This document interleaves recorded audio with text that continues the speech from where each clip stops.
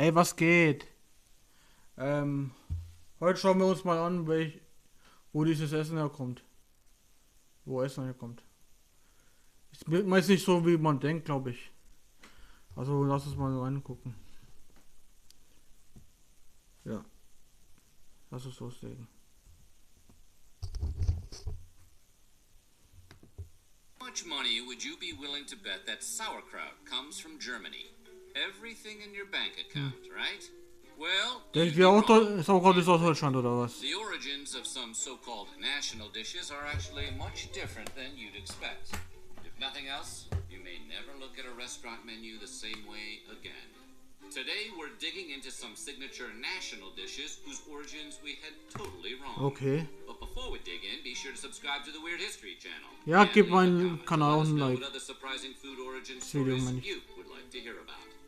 Okay, time to find out how being wrong never tasted so good. Tempura is a dish Tempura. of battered and fried seafood or vegetables. Ah, kenn ich. Basically, everything you refused to eat when you were a kid, loaded into one bowl. Man würde annehmen, Popular das ist Japanese aus. dishes. Man würde annehmen, das ist aus Japan, aber das ist aus.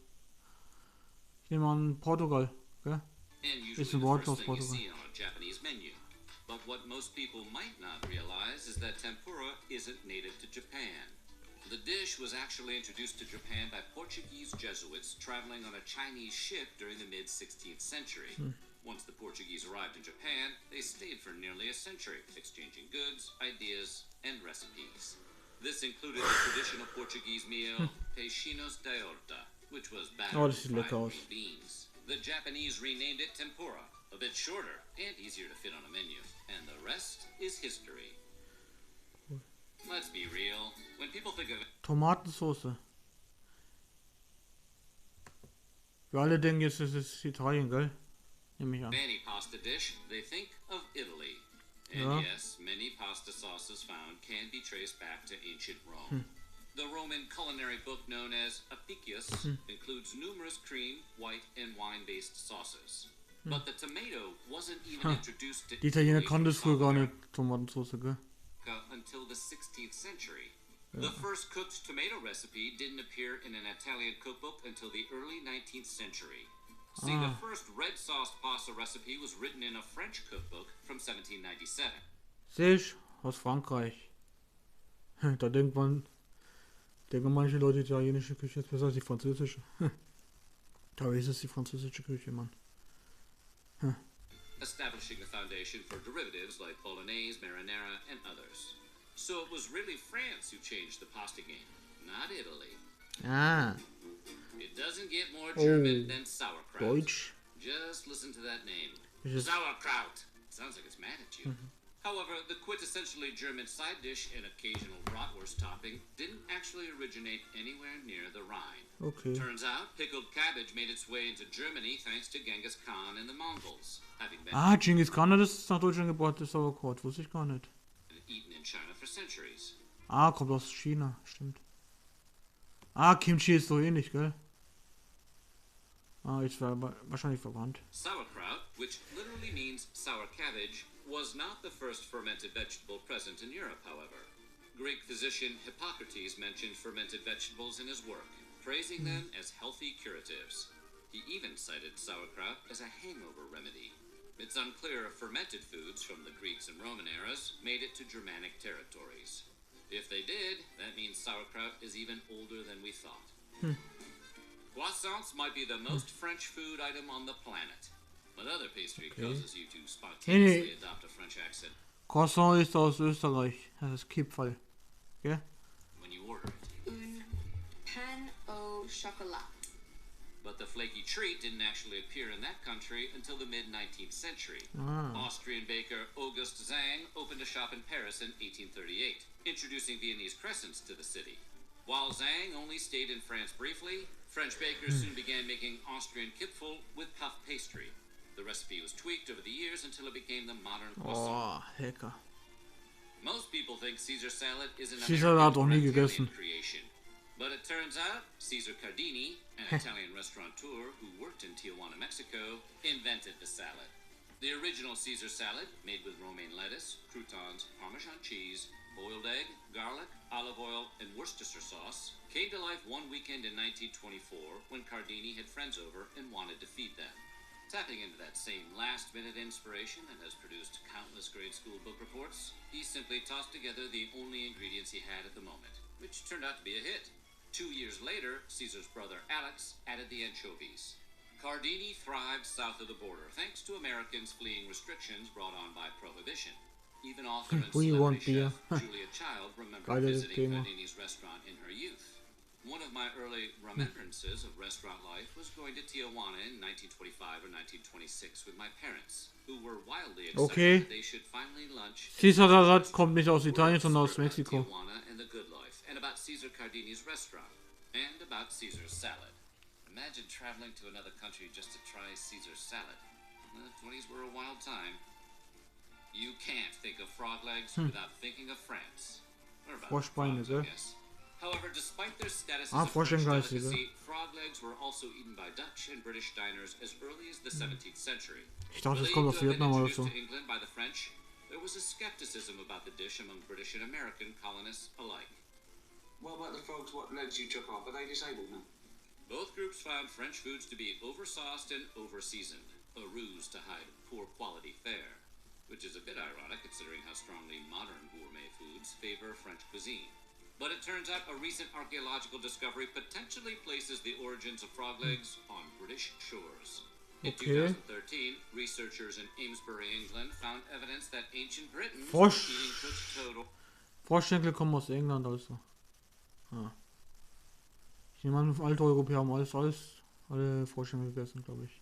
Or frog at some point between 6,250 and 7,600 BC. Which makes sense. If you're living off the land, you'd eat whatever you could catch. And frogs are generally pretty easy to grab. Plus, they have those irresistibly meaty thighs, like they go to jazzercise 3 times a week. According to researcher David Schatz, it would appear that thousands of years ago, people were eating a Heston Blumenthal-style meal on this site, 1.25 miles from Stonehenge, consisting of toad's legs, aurochs, wild boar, and red deer with hazelnuts for main. Another course of salmon and trout, and finishing off with blackberries. That prehistoric meal sounds like it would cost you a mortgage payment nowadays. Anybody who's ever eaten at the Cheesecake Factory can tell you how all-American cheesecake is. Cheesecake is commonly believed to have been invented in New York by Arnold Rubin, who also concocted the Nee, Mann, das kommt aus Reuben Deutschland oder so. sandwich. However, cheesecake is way older than the Käsekuchen. United States. Europeans have been making cheesecake for centuries. Ah. And before that, the ancient Greeks and Romans were chowing down on the rich dessert. Cheesecakes in ancient Greece were made with cheese curds and honey, while Oh. Roman cheesecakes, called placenta, not a great name, would have crusts or be crafted into loaves. Can't imagine booking a table for 2 at the placenta factory.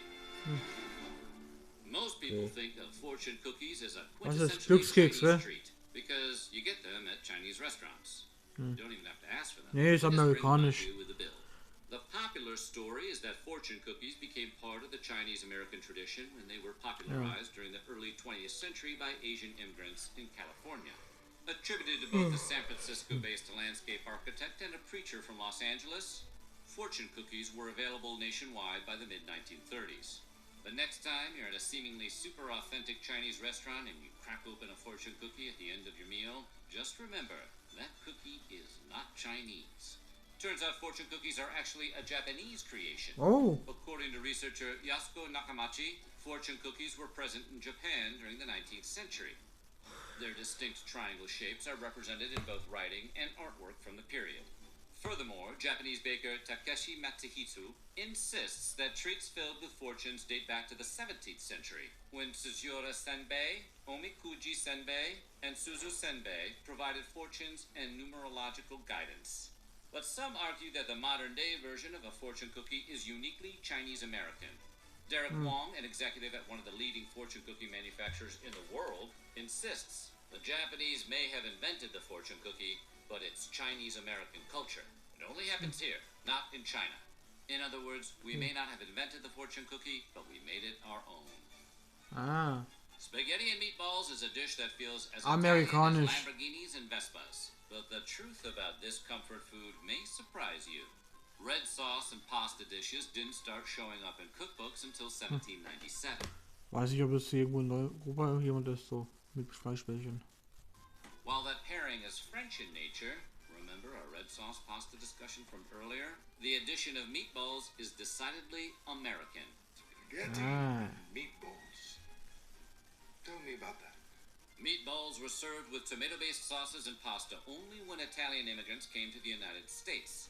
As Italian immigrants flocked to the United States during the late 19th and early 20th centuries, they brought their food preferences with them. In Italy, meat had been difficult to afford, but in America, Italian immigrants could purchase meat with increasing regularity. Often opting for lower quality meat, they mixed proteins with bread and milk to produce moist, delicious meatballs. Better than mama's, huh?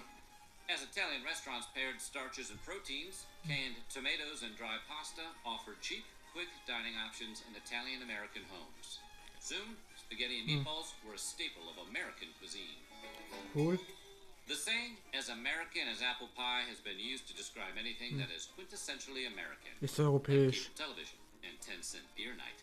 But that dish didn't get its start in the United States. It turns out Americans didn't invent pies. Ich nehme an, das kommt aus England oder so. The dessert was brought to North America by European settlers, particularly those from England. When colonists arrived in North America, they found only one type of apple, crab apples, which they did not enjoy eating. Indeed, no one does. Crab apples are great for chucking at people, but aren't especially tasty. So as more settlers arrived in the New World, they brought all kinds of apples with them, bringing as many seeds and saplings over from Europe as they could. And what better way to eat those apples than glazing them with sugar and cramming them into a pie? But it wasn't a new invention. European settlers were simply baking foods they'd been eating for centuries. An English recipe from 1381 attests to early versions of apple pie, featuring figs, raisins, pears, and saffron in addition to apples. But that McDonald's apple pie still belongs to the red, white, and blue. Was? Apfeltasche ist Apfelpie eigentlich. Das ist, wo man sich da in die Gosch verbrannt, gell? Ah. Ich dachte immer, das wäre eine Frühlingsrolle oder so. It's tough to associate any other country with French fries. Pommes. Because France is right there in the name. Nee, ist belgisch. That branding is très Wissen wir alle. François. But the popular side dish, or meal if you're feeling courageous, probably didn't originate there. Fried potatoes were a common street food in both France and Belgium during the mid-19th century. Because potatoes are tasty, and if we're being honest, they should come out of the ground already fried. It's difficult to know exactly who tried them first, but it's believed that modern French fries, fried potatoes cut into perfect finger food slivers, were most likely the creation of French-speaking Belgians during World War I. So how did they get that misleading name? One version claims that American soldiers in Europe during the Great War Ja, klar. observed Belgian fishermen frying potatoes and called the food Die Amerikaner dachten, Belgier sind Franzosen oder was? But there is another story that identifies Thomas Jefferson as the person who gave French fries their name. At his home, he would serve pommes de terre frites à cru en petites tranches, or raw potatoes cut into small pieces and then fried. When French chef Honore Julien prepared the dish for Jefferson's guests, the founding fathers also talked about having eaten the potatoes while in France. So why don't we call them Belgian fries? Oh, I guess those would be waffle fries. Those are tasty. Ja, die sind auch geil. So what do you think? Which food origin story? Okay, das war's. Sah lecker aus. Wir sehen uns morgen wieder mit einem neuen Video. Bis dahin, tschüss.